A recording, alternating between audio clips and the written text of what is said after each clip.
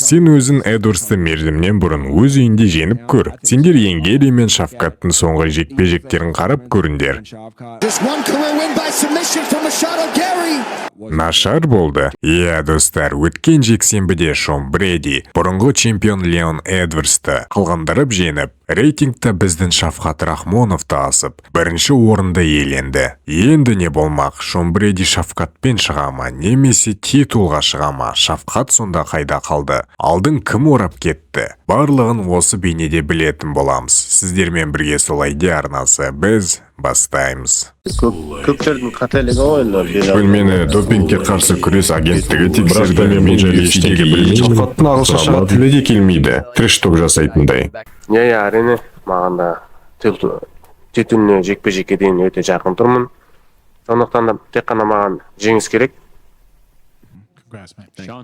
Шон, сен Эдвардсты мерзімнен бұрын жеңемін дегенсің. Оны ешкім мерзімге дейін жеңбеген. Сен бірінші кәсіпқой жауынгерсің, оны бұлай жеңген. Сенше бұның арқасында Шафкаттың алдын орап кете аласың ба? Белал мен Маддаленаны жеңгенімен шығып. Мен шешім қабылдамаймын. UFC қабылдайды. Бірақ Шафкат пен мен жеңген қарсыластарды салыстырсақ, менікі жақсырақ болып тұр. Гилберт Бёрнс, Леон Эдвардс менің соңғы екі жеңісім. Ал ол Томпсон мен Герриді жеңді. Сол үшін менде жақсы артықшылықтар бар. Тағы да есімдерді қосқым келеді тізімге. Көреміз. Соңғы уақыт, әсіресе өткен жылы, жауынгерлер жекпе-жекті сақтау үшін салмағын жасап дайын тұратын. Сен Монреальда Белал мен Маддаленаның жекпе-жегін сақтағың келе ме? Титулды алу үшін. Қашан болатын еді ол өзі? Мамырда. Мүмкін, бұл Флоридадан алыс емес. Көреміз. Мен сенен сұрайын дегенмін. Осындай мықты дивизионда болашақ жұлдыздарға толы. Мысалға, Шафкат, Маддалена, Герри секілді. Ал енді бұл жеңісін жай жеңістен артығырақ деп сенесің бе? Бұрынғы чемпионды өзіңнің жерінде жеңдің. Бұл сенің есіміңді дивизионда бірінші орынға көтере ме? Сен өзің Эдвардсты мерзімнен бұрын өз үйінде жеңіп көр. Сендер Герри мен Шафкаттың соңғы жекпе-жектерін қарап көріңдер.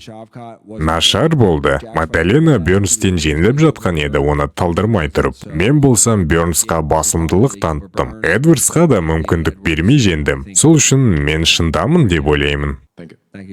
Ал Шафкат Рахмоновтың бапкері Эдуард Базаров бұл жайт жайлы былай айтып кеткен. Бәрі әділ, бәрі дәл солай болуы керек еді. Шон Брэди бұрынғы чемпионды өте лайықты түрде жеңіп, мерзімнен бұрын тоқтатып, титул үшін күресе алатынын көрсетті. Шон Брэди лайықты үміткерлердің бірі. Дана Уайт Шафкаттың келесі болып белбеуге таласатынын айтты. Белал мен Маддалена титул үшін жекпе-жекке шығады деп болжануда. Ал біз жеңімпазбен кездесеміз. Әрине, бәрі басқаша болуы мүмкін. Біреу ауырып қалуы мүмкін, біреу жарақат алуы мүмкін, біреу сол жекпе-жекке шықпай қалуы мүмкін. Біз таңдай алмаймыз. UFC-дің басшылығы бар, өз дегенін жүргізетін. Дана Уайт бар, менеджерлер бар. Олар бұл жағдайды қалай көреді, соған байланысты. Бәрі қалай өрбейтінін көреміз. Бәлкім біз Брэди мен уақытша белбеу үшін жекпе-жекке шығатын шығармыз. Барлығының аман сау болуын тілейміз. Дайындала береміз. Онымен қоса Шафкат Рахмоновтың келесі жекпе-жегі Қазақстанда болуы да мүмкін. UFC 2025 жылдың маусым айында Әзербайжанда Fight Night турнирін ұйымдастыруы мүмкін деп хабарлаған болатын. Оған қоса UFC осы 1-2 жылда TMD елдерінде бірнеше жекпе-жектерді өткізуді жоспарлаған. Ал енді Қазақстанда UFC турнирі өтуі мүмкін бе?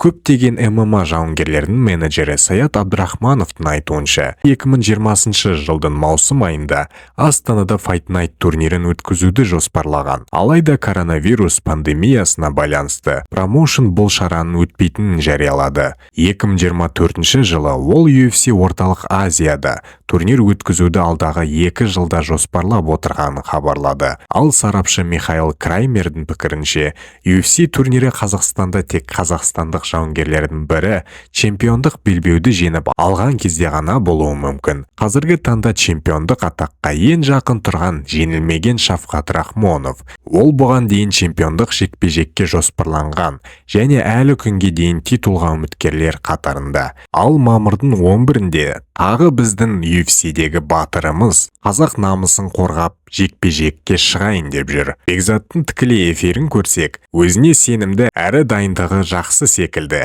Бірге тамашалайық. Аламыз ғой, біз біреудің жолын емес. Тип тапа азаға сәлем айт дейді.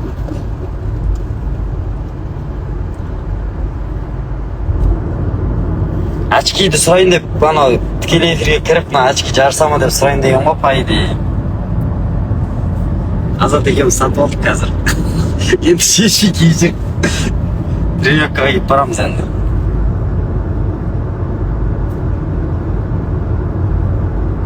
Жақсы онда, мен тікелей эфирден шығайын.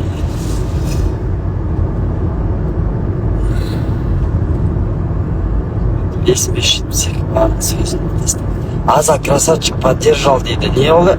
5572-ге бар сөзін тастамай дейді.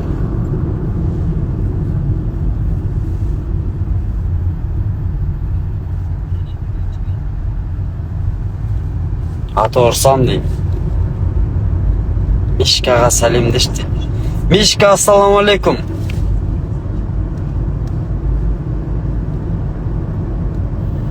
Қайды, бәрін алып тастауға болады ғой, Алла қаласа. Бірақ ол үшін еңбек ету керек та, бұйыртса. Алейкум ассалам, шүкір, жақсы өздерің қалайсыңдар? Жана зау қалай екен дейді. Аллаға шүкір, бәрі жақсы. Бізде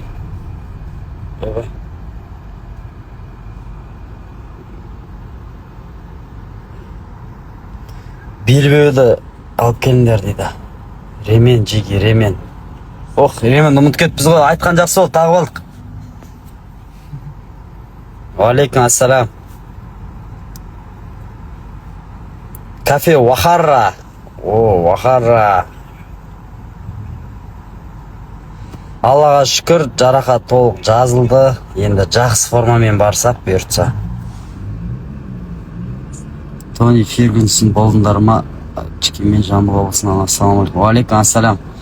Азаттың бойы Алла қаласа енді жақын арада белгілі болады.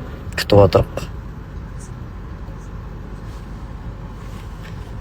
Жақсы жігіттер, мен әшім бір 5 минутқа кіріп өзімнің жанкүйерлеріме рахметімді айтып қойын дегенмін ғой. Рахмет, мені қолдап жатқан, енді қолдамай жатқандарға да бәріне. Бұйыртса ұрамыз ғой, Алла қаласа.